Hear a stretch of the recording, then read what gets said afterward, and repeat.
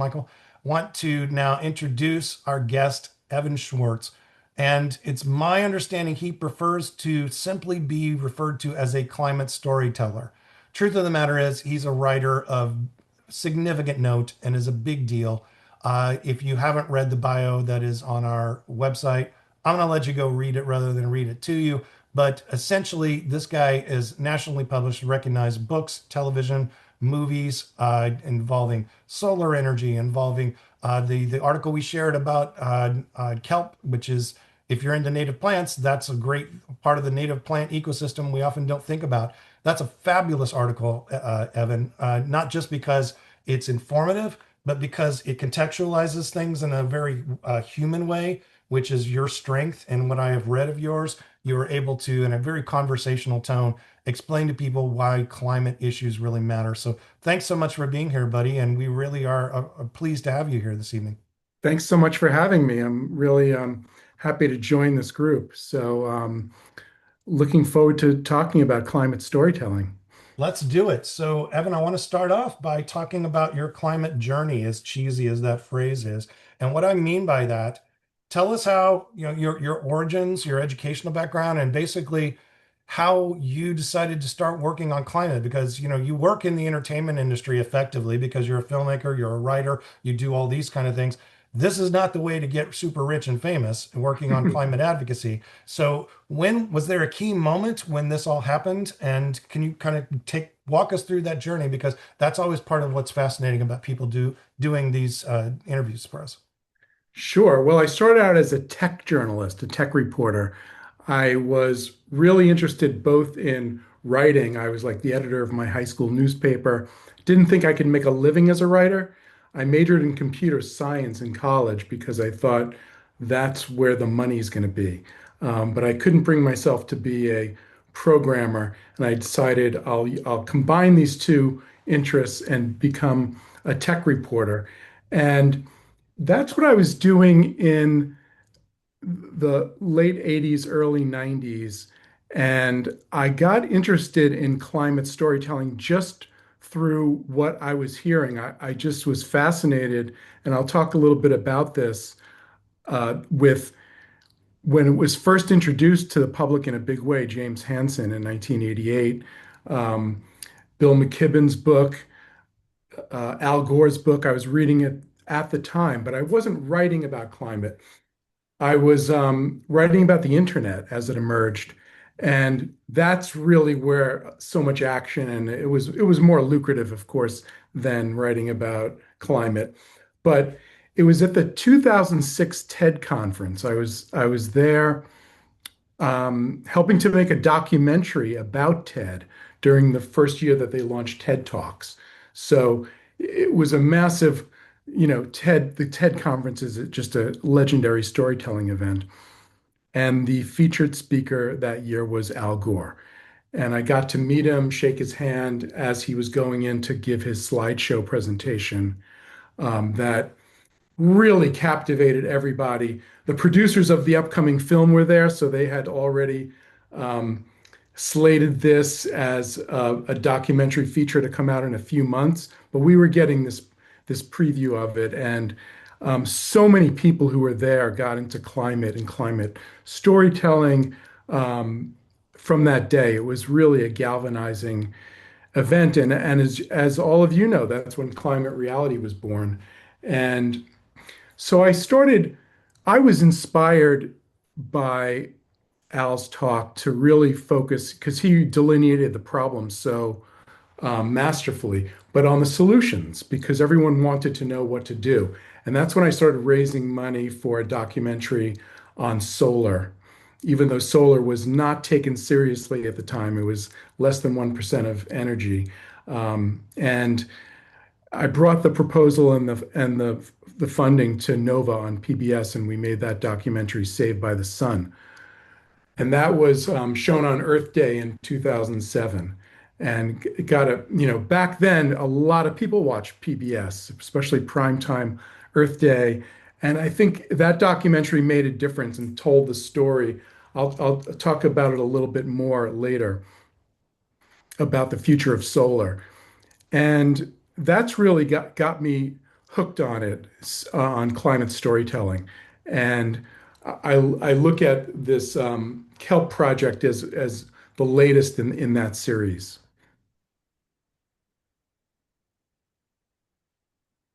Okay. Well, I was, I had a moment there because I was pulling up the link to the actual Saved by the Sun film, which I want to drop in here for anybody who wants to read a little bit more about that. Um, do you think that that that moment when you attended that TED Talk was when you decided you were going to make this about your career? And did you have your shortcomings or misgivings rather about that initially, or were there was it more of a process in terms of moving into that space? It was more of a process of picking which stories I could tell. So I didn't move into climate storytelling full time. Um, it's always like I'm always looking for the stories or the angles that people aren't telling. So not to sort of pile on and talk about what we can read every day in the New York Times. There's a lot of coverage of climate, but I do feel that there's been a lack of coverage of climate solutions in the mainstream media on TV, especially. They're very good at covering catastrophes and disasters and calamities, um, sometimes linking them to climate, sometimes not, but not really getting around to talking about climate solutions. Um, What to that point, what do you think are the most commonly misunderstood elements of the larger climate conversation? right now, I think the biggest misunderstood element is still that we can solve the climate crisis. There's so much cynicism now, and it's been building for years that we're behind. Um, we've lost some elections, and there's an assault on it now. But that I think the biggest misunderstanding is that people who are for climate action think that we're at war with the climate denialists and the people who are still putting forth this fake argument that it's a hoax. And we can't really, we won that battle years ago. That's how I feel. Um, the people who understand it, and even the people who claim they don't, they understand climate change is real. And we shouldn't engage with that retrograde battle. We have to engage with the victories and the positive solutions and somehow make those stories compelling and give people confidence again instead of cynicism. Well, to your point, what do we do when, let's say it's a very small percentage of people who actually think the whole thing is made up, and it's, but a lot of the people who are voting for politicians who preach that dogma uh, are in that category of thinking climate's real, but they're just not prioritizing it enough. How do we get climate to move back to the top of the list or near the top of the list of what voters care about when they go into the ballot box?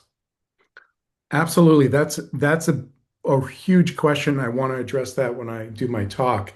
Um, my next big project was when I did the book with John Doerr and team, Speed and Scale, which is a global climate action plan that really aims at presenting compelling stories in that book, but also a detailed. We did a whole poster that came with it and key results. And I'll talk about this project as well. But that's how we can engage people by telling those kinds of stories. And there's a lot of victories that we've won, and it's great to, we always see Al Gore talk about the victories in solar. Bill McKibben's big on it now as well. So we need to re-energize people that it could be solved. So you brought a little bit of a presentation that you want to include in our interview this evening. Would now be a good time to go forward with that?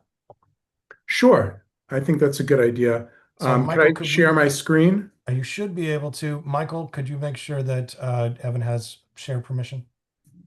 There we go. So we got it right here. Okay. All right, we know Um, that guy.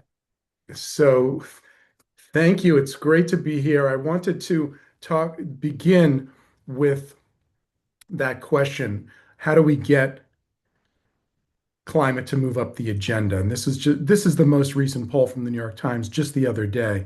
Climate ranks number 15 out of 16 issues. And if you look at the top issue, and we were looking at this metric in the speed and scale plan. We have a metric where we want climate to be in the top two or three issues worldwide, especially in the key countries. And at the time we were writing the book, it was number two in Europe and number seven in the US. So this is going back 2019, 2020.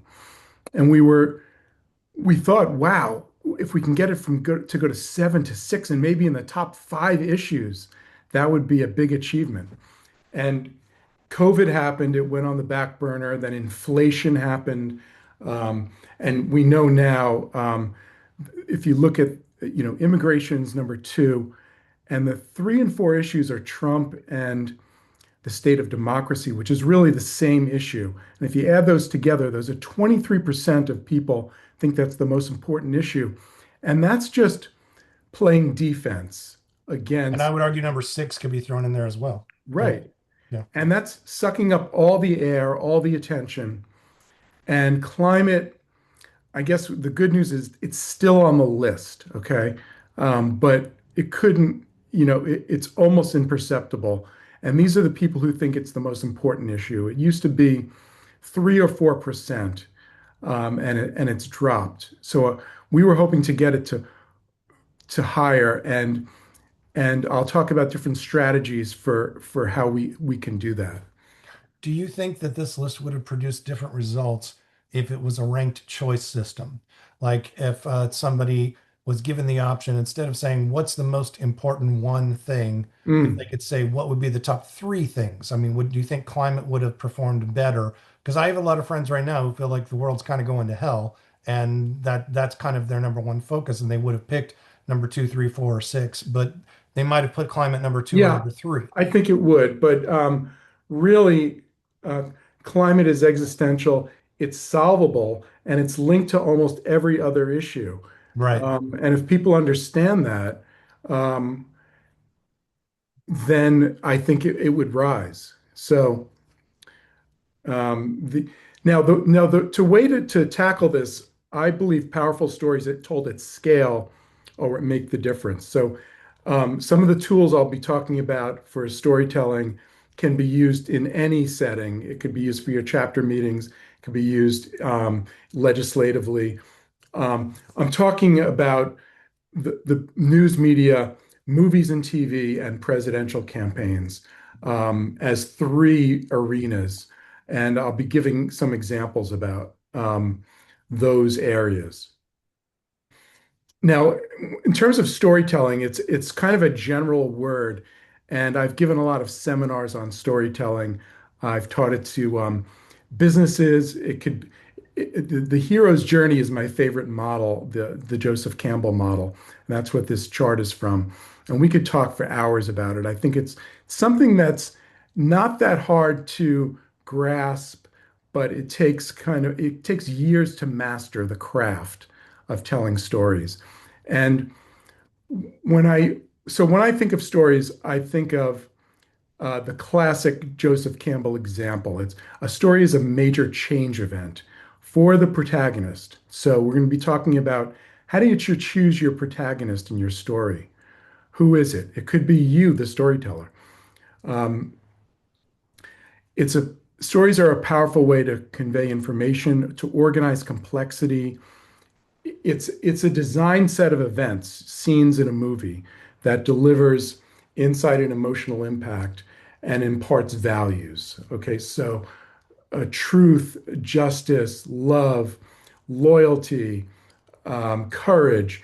Um, for the classic hero model, those are the values that stories typically champion and uphold.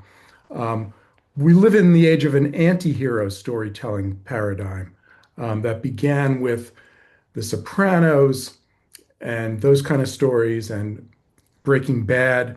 And this, I think most stories on television now have at least very flawed heroes or anti-heroes. And I think we're addicted to it. And we're in this age with sometimes not even knowing it. And an anti-hero is someone like Walter White, but from Breaking Bad. But um, we could be getting addicted to anti-heroes as the center of stories. And I think that explains Trumpism to some extent, that Mm.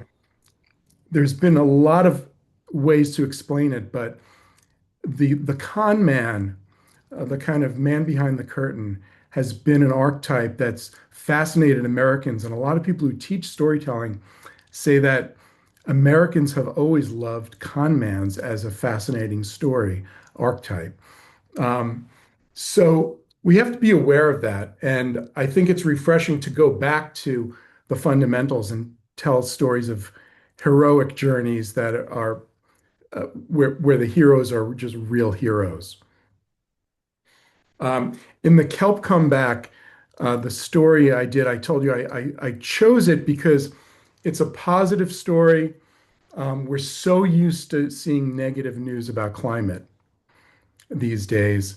And it came about when I was uh, working on the book Speed and Scale with John Doerr, and I got really fascinated by kelp forests as a carbon drawdown solution. And it was at a time when kelp was decimated on the California coast. There was as you know, the blob, which was a major climate event 10 years ago, and it wiped out 90% of the kelp forests. But I was tracking the people who were trying to restore the kelp forests, and the Palos Palos Verdes Kelp Forest Restoration Project. That's where this picture is from. Was the most successful, and they restored 80 acres of just decimated kelp forest. There was an urchin barrens there before. Um, as you know, urchins consume kelp forests if they're left unchecked. And it took them 10 years to clear out the urchins and bring back this kelp. And I was tempted to make Tom Ford, the head of the project, the main protagonist, but it wasn't as interesting as Eva Pagling of the Chumash. I felt this was an emotional journey, and what this feature is in Smithsonian is it's a nested um, view of stories. There are five or six stories and threads going through it, but it's framed at the beginning with the Chumash people going back in history. They were the first Californians, essentially. They I've really enjoyed learning about the Chumash, and archaeological evidence now shows that they rode the Kelp Highway down from the Bering Peninsula, and there was such abundant kelp, and it took them. They weren't the Chumash then, but they were. It took them hundreds or thousands of years to migrate down, and it was very abundant in fish. These were just phenomenal ecosystems to go all the way down from Alaska down to Southern California. And they settled in on Limu, which is Santa Cruz, the Channel Islands. So to meet this woman, and I was introduced to her by marine scientists who were collaborating with her, who's a scientific diver and has taken it upon herself to organize this nonprofit to restore kelp forests is, I think, a great story. Um, and we talk about the journey that the tribe makes every year in these Tomel canoes. And it's, I think it has an emotional payoff because at the end, it goes from devastation and decimation to hope at the end. and it creates a moral center. And I bring in Charles Darwin too, because um, he has this great quote about the abundance of kelp forests uh, towards the beginning of the industrial era. They were abundant all over the world, especially in the Galapagos. The Chumash are great storytellers. They were doing cave paintings going back thousands of years, and humans are hardwired for story. Cave paintings, these are some of the most famous ones in modern day France, going back 15,000 years. And it's in our DNA. And if you look at anthropologists and studying storytelling, this helped people survive because if they did a story about the hunt and passed it on through cave paintings to their ancestors, to their descendants, um, then they were passing on information through story.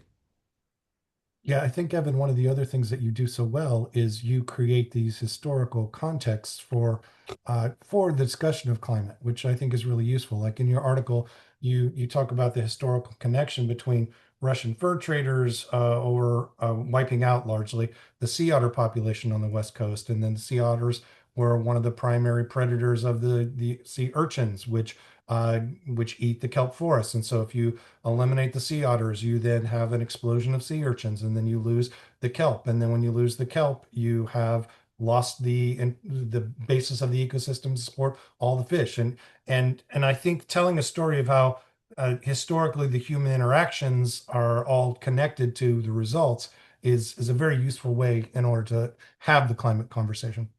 Yeah, yeah. Thanks.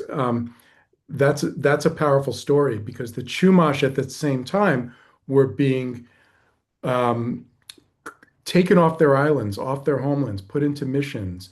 A genocide unfolded over decades, and at the same time, the environment was being destroyed. Right, right, right, right. And this was, you know, after living there for 13,000 years, that's successful. That's a successful civilization. That's Um, sustainability as well. Yeah, that's sustainability. yeah. So, storytelling, you know, when it got on paper was, 8,000 BCE on parchment with the Homer's Odyssey, and it it became Homer's Odyssey really is an archetypal typical story that Joseph Campbell would study. It's still relevant today. It's Christopher Nolan's next movie is going to be The Odyssey. Hmm. Um, so it teaches lessons, courage under pressure, this decision of how to pursue the mission through um, the rock and the hard place metaphor, the Scylla and Charybdis, when the boat is going through the whirlpool, which threatens the entire mission, or the multi-headed monster that's going to eat everybody. Um, and what Odysseus did is he veered towards the monsters to save the mission. Um, and a few men were sacrificed, but it was the courageous decision to make, even though it was scarier. Um, that's that's great storytelling, and it's lasted for thousands of years. So if you look at the birth of environmental storytelling, I moved to LA about 3.5 years ago, and I was living beforehand in the Boston area, and I was living in Concord, Massachusetts. And I would love to take walks around Walden Pond. Um, and it's still a sanctuary that's perfectly preserved the way it was in the days of Thoreau.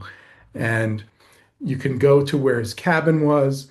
And he really, with Walden, was railing against industrial society, taking people off the land and into cities filled with smog and factories, and talking about that connection with nature. And it gave birth to environmental storytelling. And that's such a powerful thing. The story is also endured. And Ken Burns is making a multi-part documentary. It's starting on PBS in March about Thoreau. And the other key cornerstone book, of course, Rachel Carson launching the modern environmental movement with another image, um, The Silent Spring, which was a science fictional scenario that got everybody's attention because she talked about these poisons, DDT, and broadcasting these poisonous um, pesticides and fertilizers that were destroying wildlife and insects, and got the attention of Congress and the president and led to the EPA. And it's really another story that has stood the test of time. And it shows that environmentalism and storytelling really go hand in hand. Yeah. Now, I want to talk about climate storytelling as a football game. And the metaphor um, goes really, in my mind, goes back to that old George Carlin routine. Remember, he talks about the difference between baseball and football. I do remember that, and thankfully our audience is mostly over 40, but I would say not everybody here is. So could you contextualize that a little bit for everybody? Yeah, baseball is, there's no time limit to the game. You just pitch when you feel like throwing it, and there's no time clock on the plays. And the every stadium is different, and the out of bounds lines go on forever, virtually. Um, Football is a rigidly timed event with a play clock on a very regimented grid that's always the same.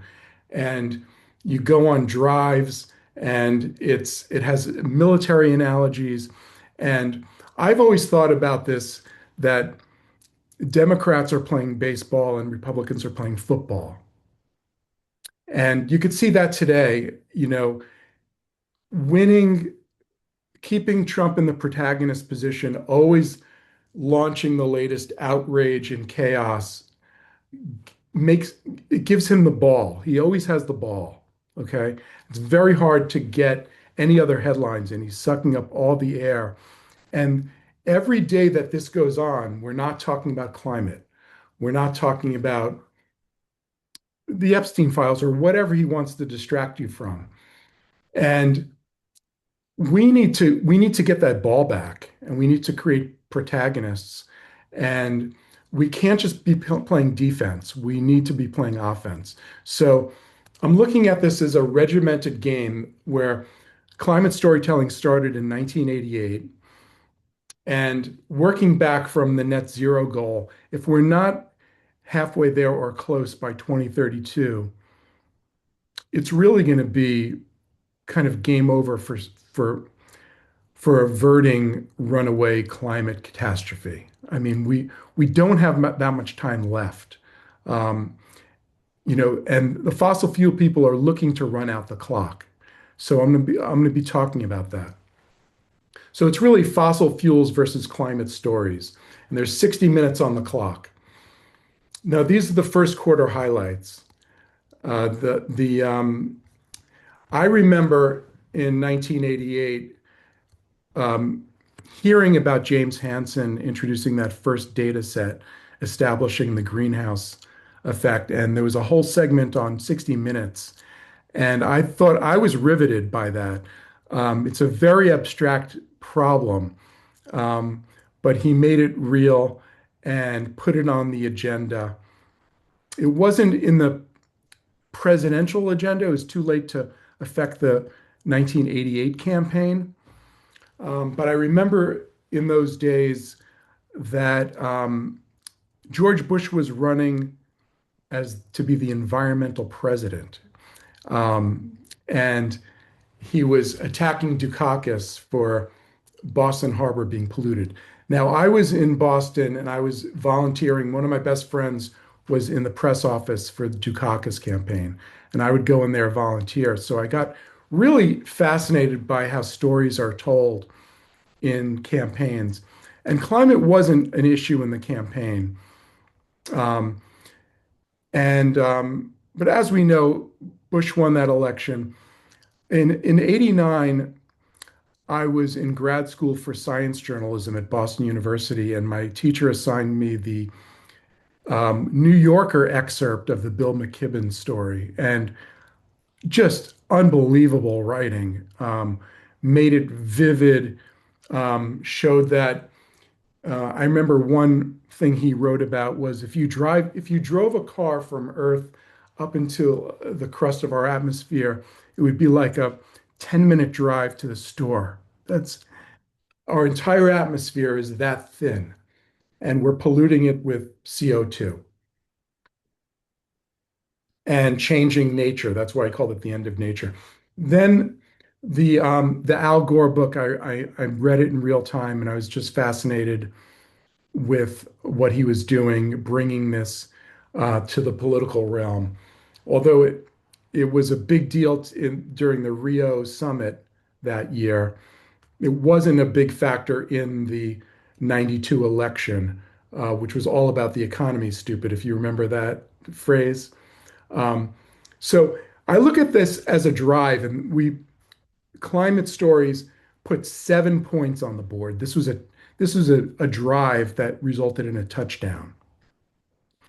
Now, if you look at what happened next, um, Fox News was launched in '96 really as an arm of the Republican Party, and it's always been aligned with misinformation about climate and the fossil fuel industry and putting fear out there and just doubt on the climate issue, doubting the science, saying it's a hoax.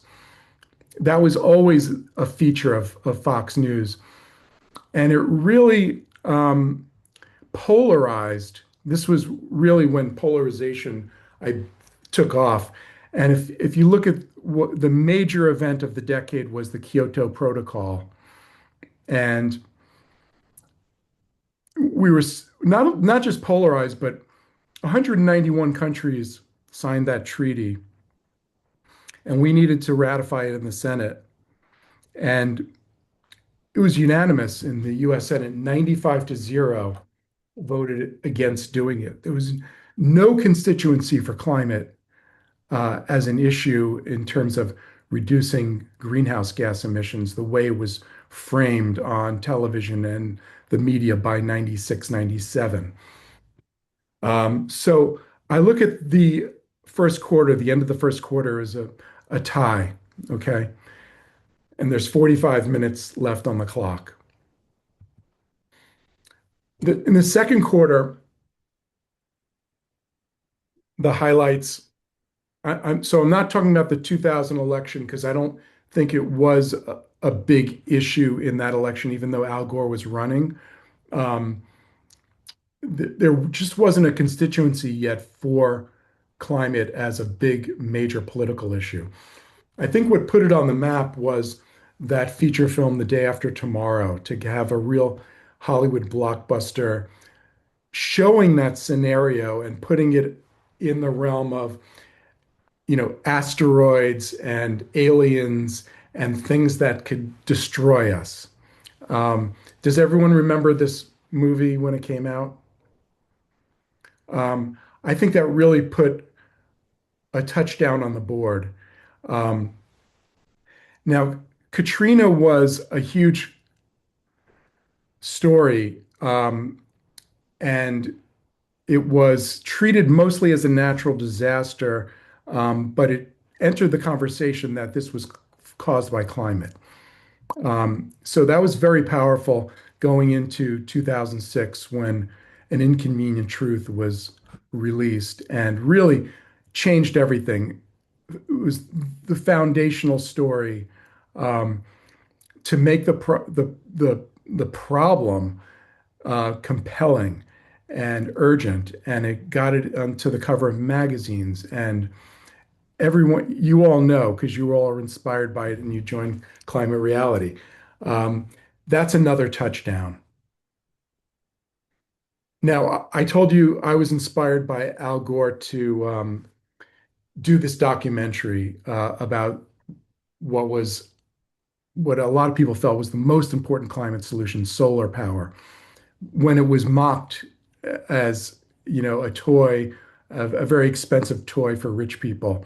Um, a fraction of 1% of our energy, and wind, together with wind, it was less than 1%. And we told a lot of five or six, again, stories that really brought home where solar was going.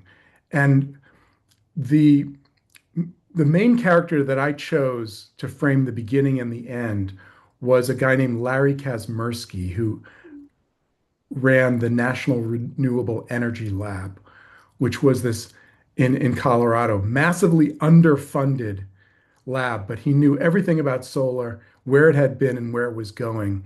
And he was a great storyteller.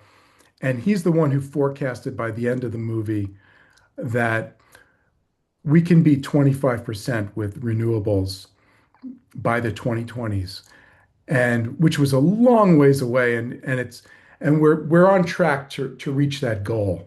Um, so I think, like, I'm not giving myself a pat on the back that this is a touchdown, but I think it's a field goal that we got this story on the map, and a lot of other people took it up. And it's been this enduring success of how fast solar has caught on and how fast it went down the cost curve and is now the cheapest energy you can buy for electricity. The opposition in the second quarter, took it to the Supreme Court. This was a multi-decade project to win that majority on the Supreme Court. And Citizens United was an engineered decision. Al Gore talks about it all the time. This is where the money comes from, the dark money that funds all the disinformation, all the denial, and equating speech with, corporations or people, And I don't think it's a coincidence that the major legislation during the Obama era, it looked like Obama was he wasn't making climate a centerpiece. Healthcare was his biggest priority, but he was starting to create a climate voter. And there was a big bill in the Senate. It was in the Congress that was going to cap emissions and invest in these renewable um, resources, and it was torpedoed by the dark money. And that was a huge lost opportunity and a big defeat, and that caused um, fossil fuels to get 14 points. We got 17 points in the second quarter, and at halftime we're at 24-21. Okay, so we're in football season now, so I hope you're enjoying the drama of of this. But we only have 30 minutes left on the clock, and we start out um, with an I should point out we incredible only have drive. I should point Um, out that we only have 15 minutes left on ours. So, and I still want to get some time for questions here. So, I just want to throw that in to rush the clock here a little. okay, well, you know how big the Paris Agreement was. It wasn't perfect. It wasn't necessarily enforceable, but the U.S. signed on to it. Another big story of that decade was Greta Thunberg and her passion and advocacy, and ending up on the cover of Time as Person of the Year. That was huge. So that's 14 points. In the middle of that, we had this retrograde argument when, at that point, coal was on the decline, considered obsolete, even in West Virginia. And somehow it becomes a central story of the Republican convention. And no coincidence, I think the Trump side has always been funded by dark money and above board money from fossil fuels. Um, and this was devastating with the election and withdrawing from Paris. So that was 14 points as well. Now, I think we had a great late drive in the third quarter.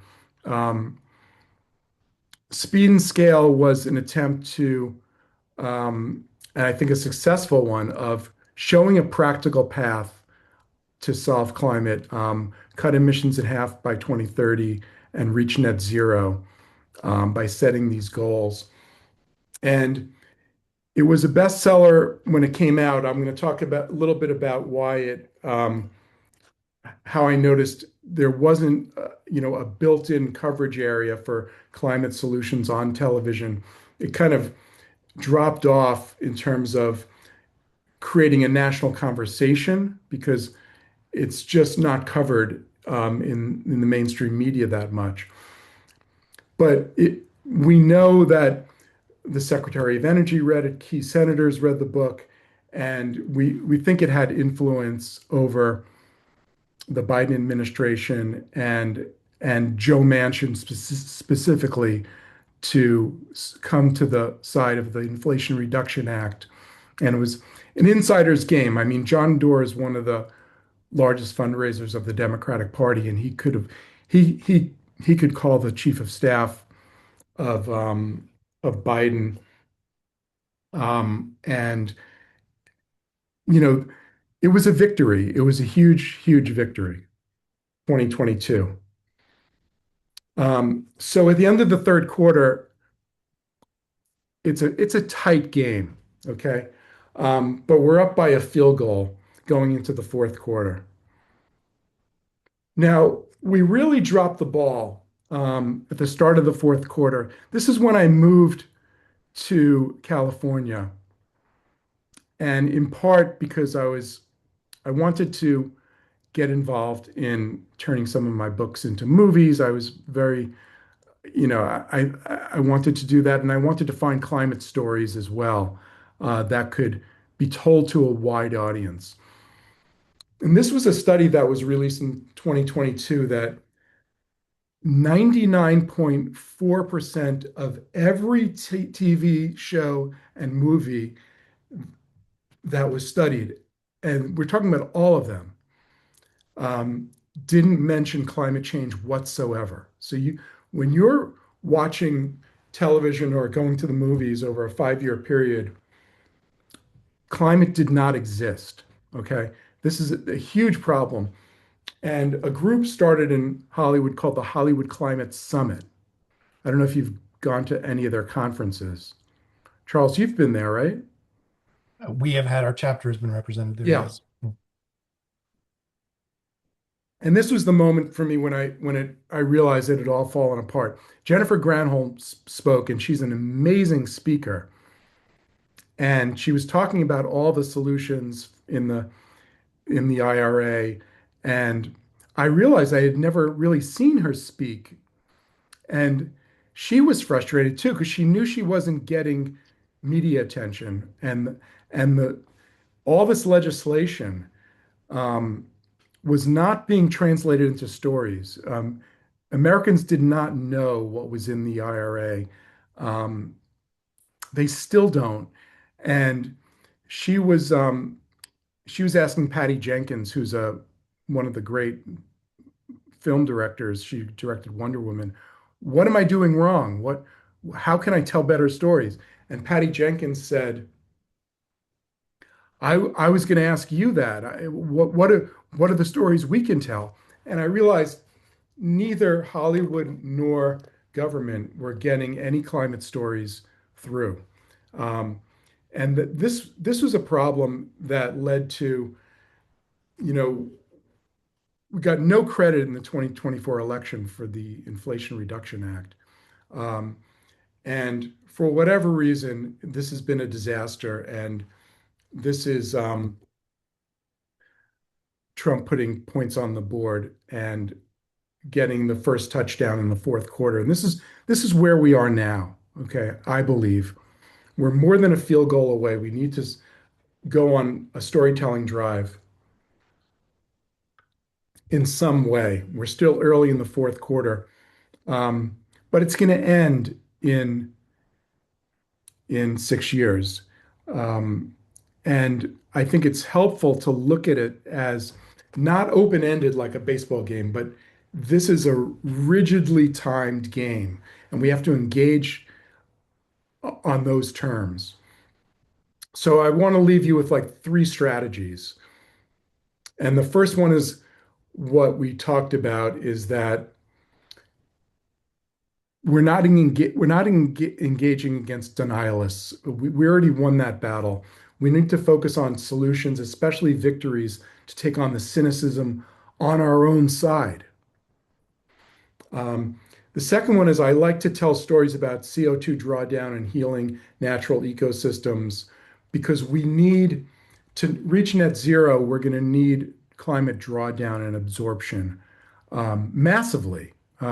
We're we're off track in cutting emissions from fossil fuels, and they stay in the atmosphere for 1,000 years, up to 1,000 years if we don't draw them down. So we're going to need those kind of stories. That's what led me to kelp and the massive carbon drawdown that kelp forests can do. As I say in the story, it could equal aviation, all the emissions from all the airplanes everywhere if we restore um, if we just double the size of kelp forests that exist now. And then lastly, at this point, we need to go for touchdowns, not for field goals. Um, what I'm doing is I'm building on the kelp comeback. I'm looking at a book about ocean-based climate solutions, documentary, and making a feature film, which would be the first one. Um, the USC research says that when people are asked what movie they think of when they think about climate, they mention The Day After Tomorrow, which is 20 years ago. There hasn't been anything since then. Um, so I'm working on a feature film as well. More broadly, and I think this is where climate reality could really play a big role, is linking the upcoming presidential campaign. It's not too early to start talk about the strategy. I think Gavin is an amazing candidate. He knows how to communicate in this environment. He's a big champion of clean energy and what we've done in California. And he's the perfect storyteller. He's the protagonist that could do it. And linking affordability to clean energy is the way to do it, to make climate and affordability go hand in hand. That's the way to make it a top two or three issue. And that's that's I think where we stand. And there's so many different ways you guys could tell stories that could feed into this. Um, but I'm talking about thinking big. Like this upcoming drive is one of our last chances to get it right. So thank you. I want to stay connected, see if there's any stories that you want to tell, but also any questions. Thank you, Evan. We really appreciate it. You delivered a great contextualization of the history in this country, at least, of the conversation, and we really appreciate it. Thank you so much for your time. Sure. I'm going to give you one last question that we try to keep the trains running on time here, so we're not going to be able to do an extended Q&A, but we will give people your website, and if they want to get in touch with you, they can reach out. I'm going to ask you one final question that I ask everybody in our interview series, which is, can you tell us when you are working on climate issues and you run into some kind of impediment to the work you're doing, whether it's, you can't get an article published, you can't, somebody is denying access to something, whatever it is that is trying to stop basically you in your journey. What is it that you do? And we're looking for a personal answer here to kind of regroup and keep fighting the good fight, essentially. Yeah, and I've gotten rejection before. I was really frantic after the Speed and Scale book came out of doing a docu-series or a reality show of getting these climate activists on television and showcasing these solutions, and it didn't happen. Um, but I'm always looking for other ways to do it. That's why I work across television, film, magazines, books, um, and online, um, because we have to use everything we have to tell these stories, every medium. Well, that's inspirational, and we appreciate all the work you've done. And just want to, excuse me, thank you for the presentation tonight and for being here with us. And you're part of the family. Please stick around, and we I would love to will. have you in the future and continue to do the great work that you're doing. And if there's anything we can do to help promote it, and get on board and forward these great stories out to people, please let us know.